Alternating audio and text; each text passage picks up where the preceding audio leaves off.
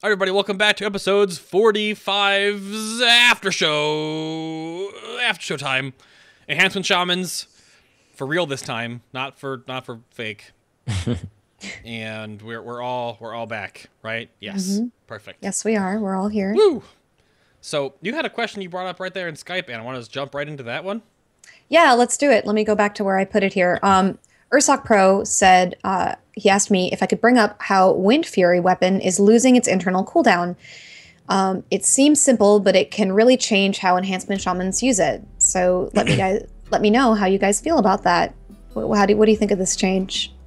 I didn't think it was completely removed. I thought they just put the internal cooldown at like a very, very low number. I think I saw a tweet saying it was going to be at 0.1 seconds for the internal cooldown. There's no ACD, at least based on data mining. Really? Oh, okay. Now that's just to help it scale with haste, is what I think Celestalon tweeted about. However, it still will never, the extra procs from Wind Fury will never proc itself. They've, I guess, fixed that in the coding.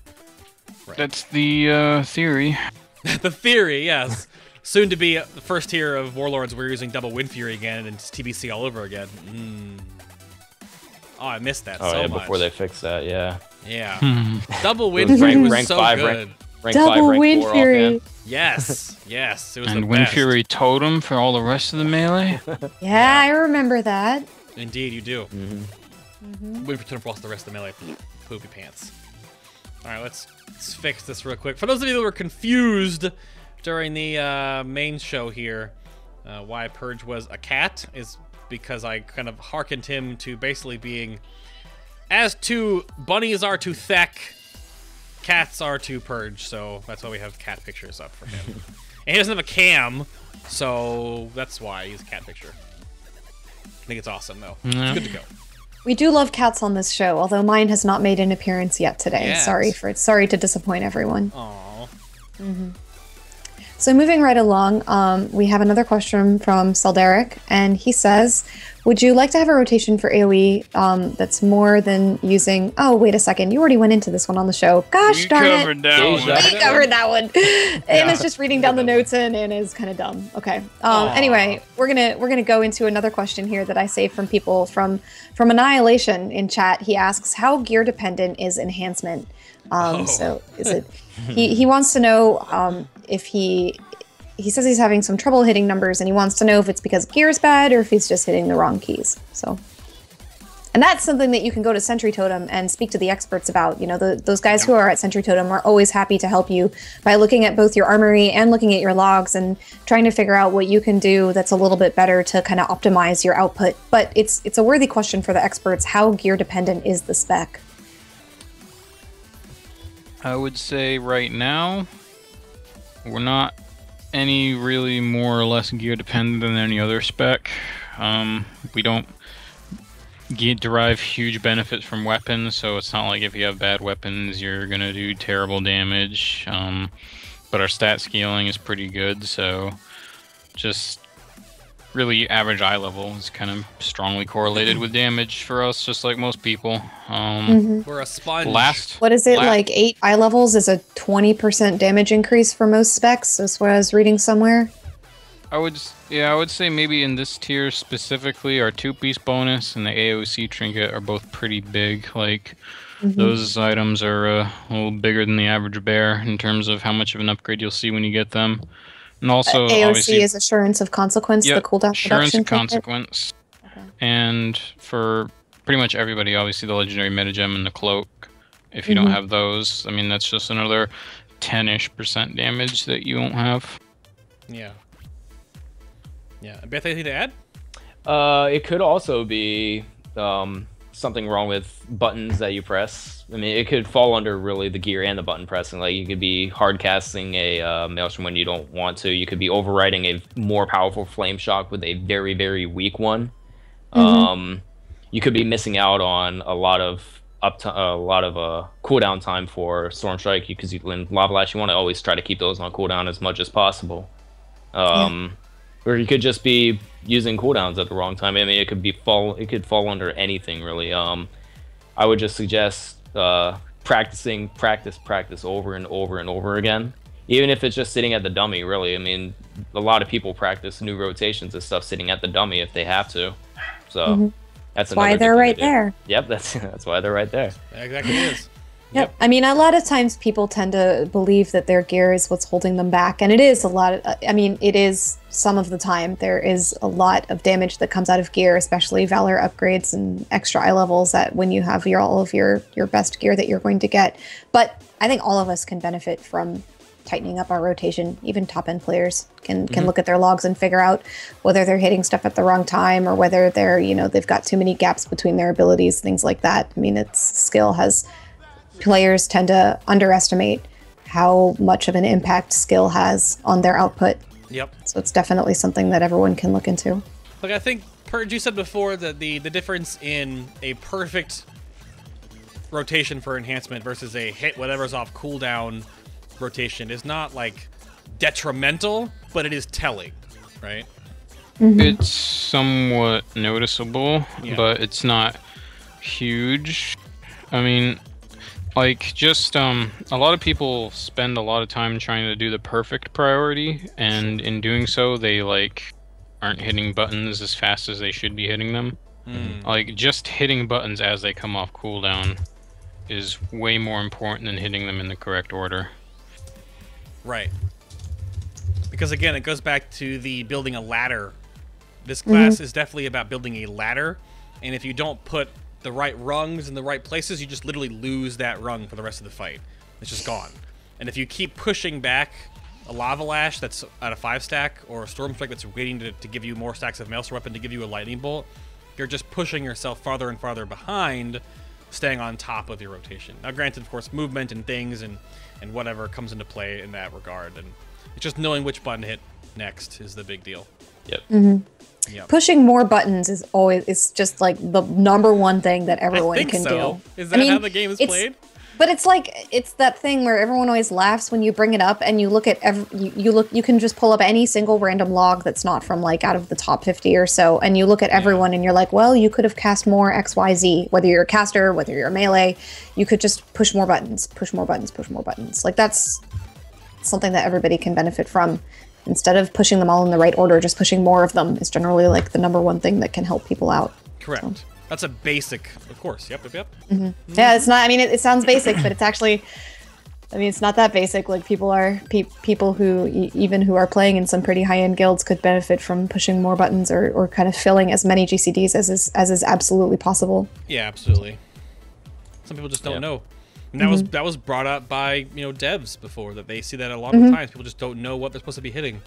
That's what those little or they pause to do like the optimal rotation and like to hit the right button, but the pausing is not. And even if you are only pausing for like a very small amount of time, every single moment of indecision, those can add up over the course of like an 8-minute fight. Yeah, absolutely. Little things, lots of little things. Yes. It's weird. I talked about it earlier, I've never used Elemental Blast like at all this expansion, mostly because I'm so trained to not have to worry about that extra button. It would actually be a relearning phase for me to actually use EB. And I've been playing Enhancement since the dawn of Burning Crusade. Just the mental aspect of that it's coming off cooldown, but I've got a 5-stack, but I'm used to hitting Lightning Bolt, but I have to hit EB instead. Just Muscle that memory. one change could be it would throw me way off. Yep. So I haven't done it. Brings me back to the Firelands days when we cast Lava Burst with our Oh no! caster main hand weapon. Yep. Yes. So disappointed I missed most of that. Yep. No, little things like that, exactly. And then of course they nerf it. They have to go back to the other rotation and yeah, absolutely. Yeah, there's definitely going to be a bit of a learning curve at the beginning of Warlords for pretty much every class. So we'll have to see how it works. It was brought up a little earlier, but when you were talking about the Flame Shock, Bithindel, about the overriding part. Yep. Right now, dot snapshotting is a thing, right? Yes. So, but in Warlords, it's not. Whenever your dot would proc, whatever your stats are, that's the damage of the proc. So our rotation in that regard, like unleashing it and putting up the new Flame Shock, will be much simpler. You can actually clip the end and not lose the tick that could have been stronger. It'll be nice. And it also lasts for 30 freaking seconds, like forever. Yeah. Oh man. Well, we actually have a question along those lines that came from Volcar, I believe. I just put it into Skype and I tabbed out. There we go. Yeah. Yes, from Volcar. He asks, I'm sure this has something to do with snapshotting right now, but are there any enhancement or shaman or just add-ons that you would feel are essential to raiding? What would you recommend to the viewers, y'all? Y'all. Sorry. You guys. No, people, say it so that you No, it's fine. It's fine. I say it all the time. As outside of shaman-specific add-ons, also taking out bigwig stuff, I would actually recommend weak auras. I always recommend weak auras to everyone who always asks that question. Weak auras is by far probably the best add-on you can ever have in the game for any class, really. Now, oh, go ahead. Keep going. Also, aside from that, there's the Enhancement Shaman version of CLC Ret. It's CLC Enhanced, and if I'm not mistaken, the coding for it, like the priority rotation for it was written by Ryeth, I believe so. And there's also another add-on called I'm hoping I pronounced it right, Hekili. Spell it out, or in chat, or in Skype chat, and I'll put it in there. Sure. I just put it in stream chat just now, but that I saw that one on the Totem Spot website, and it uses the actual Simcraft for the priority, so that I would. We were discussing this the other day. That the Simcraft the great thing about Simcraft is that it's only as good as the coding is, and if you look at all of the priorities that are in like the default priority lists in Simcraft, they're really only as good as the person who has looked over them. So I'm pretty sure that Purge has written out the default priority list for Enhance. He doesn't know what Simcraft is. Would that be correct, Purge? That's what you do. You've done the APL. Yeah. Okay. Because I had to look at the one for Ret, and I'm like, really? That's what it is, and it got updated back when Thek was redoing the Paladin module a while back. I was looking at it like, so how many thousands of people have looked at those stack rankings, and they're based on this terrible priority list for Ret that's not nearly putting out optimal DPS?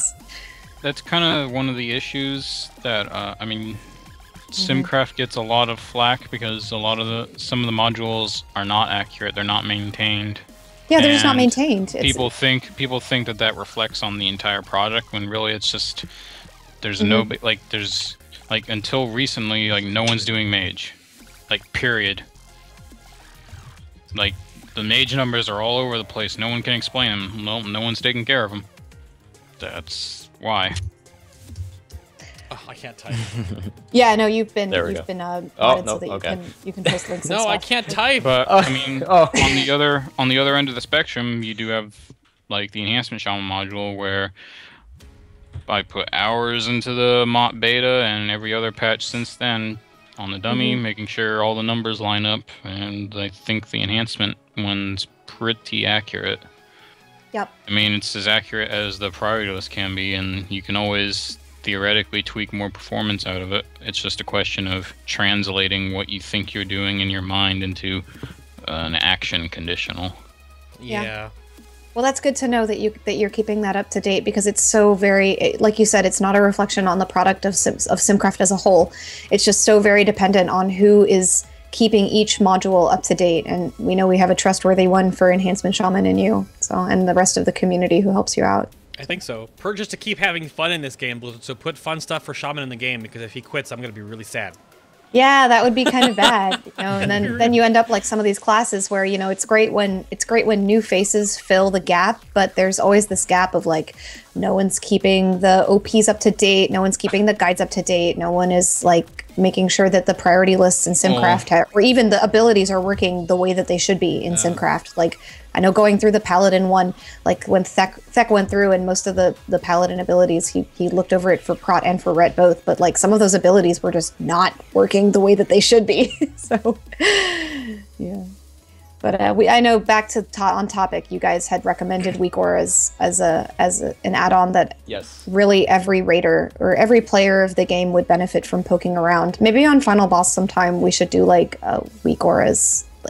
Setting up Weak Auras fun times. In one of our workshop episodes in the future, we were to do a end game rating UI workshop and go over each really strong add-on. Because I was gonna say weak auras is great, but when you get it, you're just like, what do I do with it? Yeah. The I best hate thing... add-ons that are so hard to configure, and weak auras is not. It's not the easiest one to jump into. Yeah, no. but what you want to use it for, I would suggest, is trinket timing. Trinket is knowing when your trinkets are up. That's the one thing I use my weak auras for, is trinkets and Stormlash and Skull Banner. Which I was just gonna say is that weak auras is really good because it's kind of an everything add-on. Like you don't need to have a bunch of different add-ons. But if you don't like the configuration aspect, there are specific tools that you can get to track certain things. Like if you want to track trinkets, you can get extra CD or some add-on like that. Or if you want to like track buffs and debuffs just in general, there are add-ons that'll do that for you. Or you can always just import people's weak auras. I mean, if you... Yeah, that too. And also something that hasn't been mentioned yet, but won't be a problem in Warlords, I believe, is Omni CC, which puts the numerical cooldown on each ability instead of the little hourglass or whatever it is. That's really helpful. That vague little gray whirligig that maybe my ability's off cooldown now, but maybe not quite.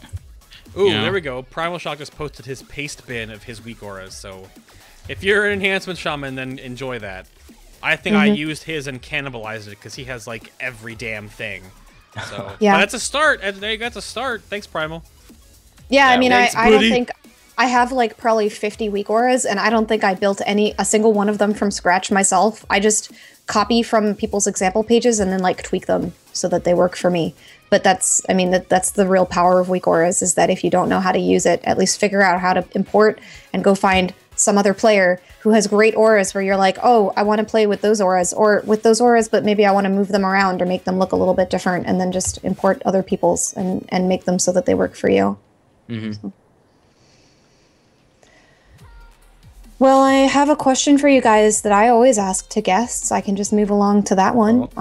I always love to ask people, if you couldn't play your shaman or your enhanced shaman, what class or spec would you play? I've answered this before like 7 times already, so it's fine. Just for the 2 of their guests. Yeah. If Purge already knows what his answer is, I'm gonna have to try to think of what I would choose. Do you know Purge? What would you play? Might go back to the mage, but I don't know about that. Yeah. Primal says quit. Just quit the game. That's pretty tempting. Oh no! Wow, you guys are really, really into shaman then. I'm really liking my Prot Warrior ult that I just boosted, but like it's just not like it's fun. But I'm just like, yeah, Shield Slam's cool. Okay, Shockwave, that's a thing. It's just not the same. It doesn't grab me. It's not like play me for the next 5 years. It doesn't. Isn't your favorite alt a Paladin Bay? That's my only other alt until recently, actually. Only other alt until recently. That's I don't have a favorite. I only had one. It's funny because your alt is a Paladin and my alt is a Shaman. So. It is funny how it worked out. Absolutely. My only 2 level 90s are my Enhancement Shaman, my Elemental Shaman. So if you couldn't play a shaman, you would play another shaman. You would play one of your other stable of shaman. You just play a different spec. Yeah. Got it. Yeah. I think it's a tie between Windwalker Monk and DK. Oh, for me. Windwalker Monk. Okay. I boosted a Windwalker. A real answer to someone. Yeah, I used my boost when I pre-ordered Warlords to boost a Monk, and I've actually had a lot of fun playing Windwalker. But DK just seems... I don't know, I just think it's really fun to play, just summoning massive amounts of zombies and stuff like that. Just, I specifically Two-Handed Frost. I don't like Master Frost, I like Crit Frost a lot more. But... Frost. Yeah. So we had a question that came up in chat a couple of times that I want to get to. I know, like, we have a soft spot in our heart for this as Shaman. And I think... Don't quote me on this one. But I think a Blue tweeted about how it might be a thing to look at in the future, especially since they're doing the whole like gladiator stance garbage with warriors. Two-hand enhancement. Yes, Ursak was wanting me to bring that up. He asked it like 3 times in chat, so I want to give him cred for that as well. So, like, two-handed enhancement tanking? Yes. Oh! A step further there. Oh. Well, why would that happen? We could use shields though. I just part of the flavor. part of the flavor. There you go. And either they're a two-handed tank. Do you want there to be like a two-handed enhancement option? Or are you okay with dual one-handers? I saw this on the actually I did see this on the WoW, the Shaman forums on the official WoW website. Someone did make a mention of a minor glyph for a cosmetic for a two-handed weapon. I would just to show up as that. a two-handed weapon instead of just showing two one-handers. I liked that idea a lot. That would honestly just work just fine. I don't even care. Yeah. There are just so many awesome two-handed models. Give me the huge axe from Black Temple, the giant orange one. I can't remember what it's called. I love that axe. Oh. Drake Talon Cleaver? No, from that's a really big part of why I play the main spec that I play, and why I play the main spec that I play in other games as well, is I just like the way two-handed weapons look. Two-handed weapons look really cool. I mean, I don't think it would be a problem to do now because of the new way that the stats are going to work. They could put agility on two-handed weapons, and it just won't show up for strength classes. And if they gave the spec something to actually work with it, make Lava Lash, because I don't know if it works. Lava Lash doesn't work. Weapons aren't invited to that party. Weapons aren't invited to that party? Yeah, stats don't change on weapons. Yeah, well, they have the archetype built for gear. They could put it on weapon. That's what I'm saying. Yeah. Rephrase. Thank you. Maybe one day. You can hold out hope. Yeah. The glyph would be cool, though, the glyph. It would just make you look like you're carrying a weapon in your bag, like a two-hander in your bag instead of... Yeah. Just put one two-hander in your bag, and that's what you look like whenever you... Yeah. That'd be well, I'm gonna give... Yeah, like the Warlock glyph. Yeah. Make us a pet even more. We already are if we're already spec primal elementals. Or give Fire Ellie that weapon that's in your bag, just like the Warlock glyph. Yeah, put a two-hander on the Fire Elemental. Yeah, it would just float on his back or something. But so I want to give cred to E7F for asking this question about shaman tanking, but I know I've also met many an enhancement shaman who harbors a secret desire to be a tank. Have you ever wanted to tank on your enhancement, and have you ever tanked anything? Yes and yes. Yep. Yes and yes. Because I used to play with an enhancement shaman who made us let him tank one of the old bosses in Buried Hold, like long ago, like in Wrath days. He was like, I really want to tank. And we were like, okay, you can take this. So have you ever tanked? Yes, I actually did at the start of Miss Pandaria. I got bored over some weekend, and I just gathered a whole bunch of gear to just tank 5-man heroics. It was not successful at all. The group left. We got Stormstout Brewery. We wiped on the first boss, and the group got mad at me, and so everyone just left. So it didn't work out very well. Unsuccessful. Yeah. I mean, I have a similar story to that in that I was doing 5-man just to cap Valor, and I think it was probably last year, and was pulling Threat off of the tank, and I guess he got mad, and he was like, okay, you're tanking, and he just went AFK and sat at the front of the instance. And so did the healer, so me and one other DPS just cleared the rest of the instance because 5-man. Yeah. Well, I'm being corrected by chat.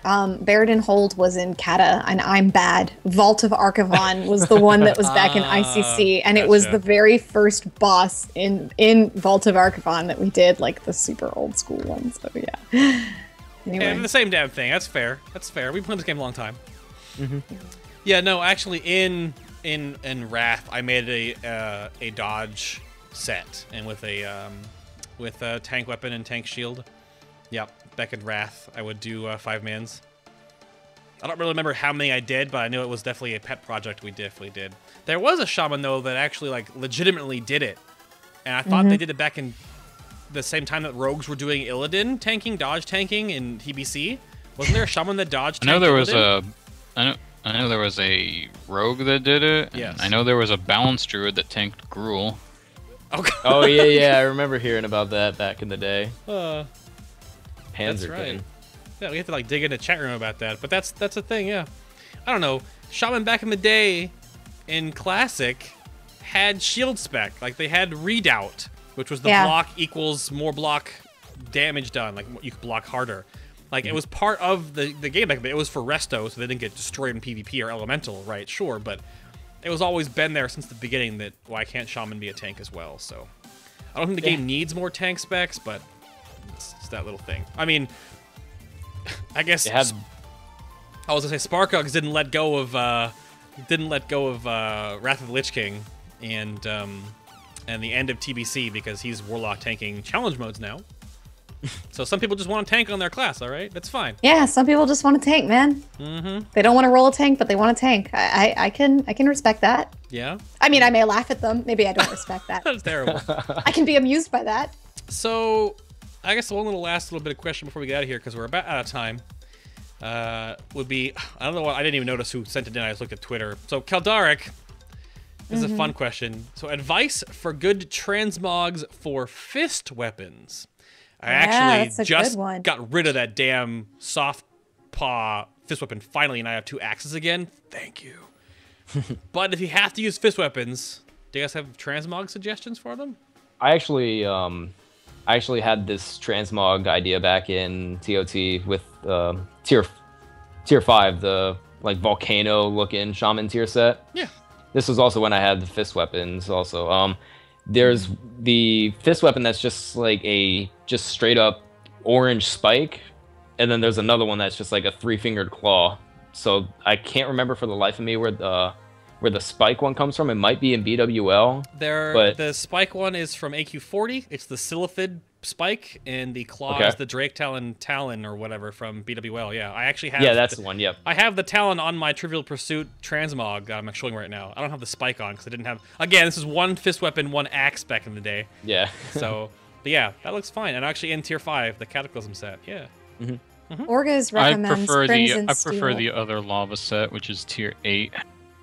Oh yeah, that was a good one too. But for fist weapons, usually either the one from Alar, which is kind of the purple orangey flamey one, or the one from the Hyjal Trash, which is actually the molten lava one that's supposed to match tier 5, but it also works with tier 8. Yep, to get that set. Yeah, chat was recommending those, that the one from Alar and TK was what even E7F said, and that and Gregor said claws from Hyjal are the best, and Orgaz recommends Crimson Steel as well. I don't know if that's a fist weapon. Isn't the Crimson Steel just that blade on your arm that you hold underneath your... No, that's something different. That, wait. Crimson Steel sounds like it's something from like a dragon. I can't remember. Oh, Fist of Deity is another good one.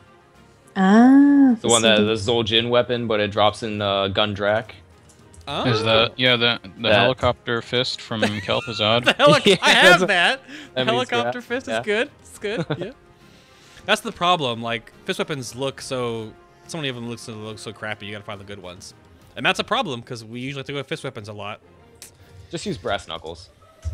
Yeah, just go brass knuckles. Just use the brass knuckles. Look like a monk. Yeah. I don't know. Is that about it? I think. Sartharian for the blue steel. See, it was from a dragon. I did it. Halfway there. Halfway there. Yeah. But yeah, we'll have to do a transmog contest at some point on Final Boss. That was a show suggestion, actually. It was a show suggestion, yes. It would be something I don't think it would be on a show. We would do it on like Twitter. I don't know if we could do an hour and a half of it. We could do a contest on Twitter. Absolutely. It would be on Twitter. People would just send in pictures of transmogs, and we would have like we would vote. The Final Boss and we could do like a 5 or 10 minute segment, another show where you and I discuss the winners or something along those lines. Yeah. I mean, we gotta make up content right now because we don't know when beta's gonna come out. Hopefully soon.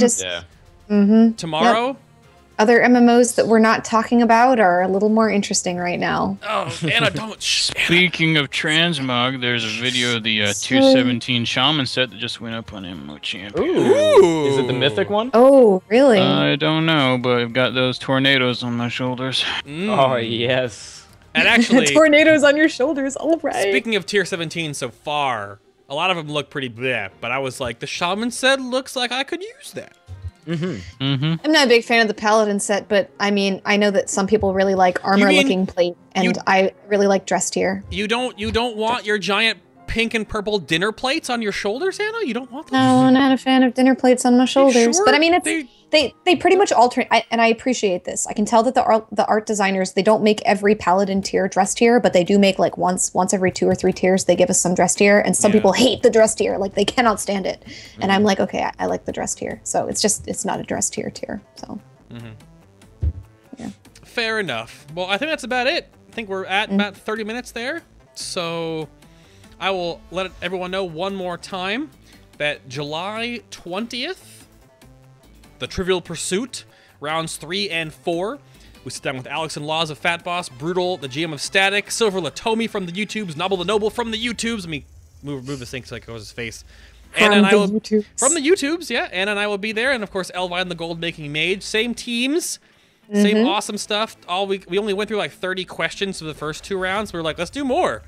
So July 20th, mark your calendars and stuff. We'll see you there. Of course, everyone will be promoting it a lot more when we get closer, but that's our awesome little summer show we'll have doing on again. 2 rounds of that.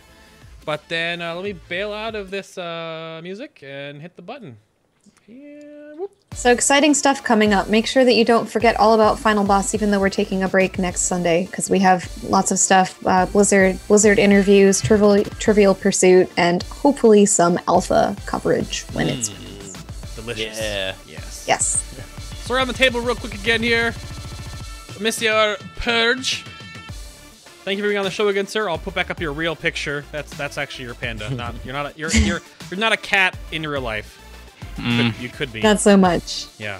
Not quite. So check him out at centurytotem.com. You can go find his profile there on the staff list. He's one of the experts there, and all of his other links are also right there on Century Totem. Again, sir, was awesome. Even though I felt like I shoehorned you into the show, but I think it went great. You okay? You good? I'm doing pretty good. Okay. Perfect. Then Bithindel over at Supermassive. You can go follow his Twitch channel at BithindelTV. Thank you for being on the show, sir. It was great. Thank you for inviting me. Just a lot of fun today. Thank you. You're very welcome. Maybe see you in the future. Oh yes. Our guild does stream progression, so check us out during Warlords of Draenor. We will be streaming our heroic progression. There you go. Excellent. Yeah, we'll look forward to watching that. And then, of course, the co-host of Final Boss TV, there's Anafel. You can go follow her on Twitter at Anafel. Yes, at Anafel. Maybe streaming someday. Definitely for alpha coverage. Yeah. And then there's me. I'm at twitch.tv, BayTLM, outside of this. And, of course, to wrap up the whole streaming thing, we'll be putting a lot more Warlords content on Final Boss TV. I'll be keeping my own personal stuff to my own channel, like other games, but Warlords content will actually be moving to Final Boss TV. So there'll be raid content here. I'll be doing stuff with MMO Champion in the future, taking question stuff during the beta, junkets, and things like that. So expect more Final Boss. It might be just me sitting here. I might bring on some past guests to sit with me and kind of just talk about stuff as the beta's out. Anna and I might sit here on a Sunday and just stream for a couple of hours with you guys, just hang out. Stuff like that will happen. But definitely. Next week, 45 episodes in, we are taking a break next week. It's our first official Sunday off, barring alpha/beta. If that does come out, we might just stream on Sunday, but there's no planned show. We are still, of course, working on the Warlock Revisit episode with Sheena Fey +1, but the real-life world boss is sort of attacking right now, so we'll have to wait for that to calm down. Yes. And we have many more episodes in the future. Of course, we have the Blizzard interview at the end of June. I've been talking to Preach about him coming on. We've been talking about doing a guild management episode and how much it costs to run a top-tier guild and how they kind of do their things. And the UI workshop for endgame rating, kind of stuff like that. We're thinking about episodes to kind of tie us over until Warlords launches. So we will see you guys in the future. We'll see you not next weekend, but the Sunday after, of course. We'll catch you guys on Twitter, the YouTube comments, Facebook, etc. I'll be announcing the winners from that contest from YouTube last week after the show. So check us out there. And until later, guys. Thank you guys very much for watching. Thank you for subscribing, watching commercials and stuff like that. And we'll see you later on Final Boss TV, guys. Yep. Have a great week. Thanks, everyone, for watching, and y'all have a great weekend. Bye-bye, guys. Bye.